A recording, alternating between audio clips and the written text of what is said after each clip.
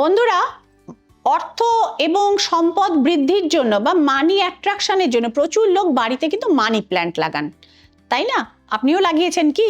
এবার ভালো করে দেখুন মানি প্ল্যান্টটি আপনি কোথায় লাগিয়েছেন।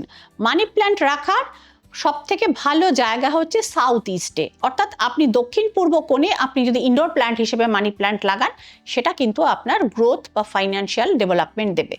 নাম্বার 2, মানি প্ল্যান্ট অনেকে বাল্বে লাগান বা কাঁচের জায়গায় লাগান এবং ওপর থেকে ঝুলিয়ে দেন, এটা কিন্তু একদম করবেন। অনেকে ছাদে লাগান বা গাছে লাগিয়ে দেন, সেই মানি প্ল্যান্ট ওপর থেকে বড় হয়ে কিন্তু নিচের দিকে ঝুলতে থাকে। মানি প্ল্যান্ট ওপর থেকে নিচের দিকে যদি ঝোলে, আপনার অর্থনৈতিক সমৃদ্ধির বদলে অর্থনৈতিক সমস্যা এবং অর্থনৈতিক ক্রাইসিস কিন্তু নিয়ে আসে।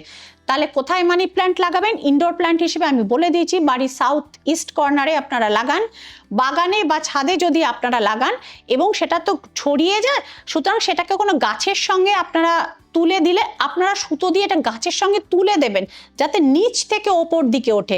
অর্থাৎ মানি প্ল্যান্ট যখন নিচ থেকে ওপর দিকে উঠবে, তখন এটা কিন্তু আপনার অর্থনৈতিক সমৃদ্ধি ডেকে আনবে। ফলো করে দেখুন শ্রীময়ের টিপস, হাতে হাতে ফল পান। নমস্কার।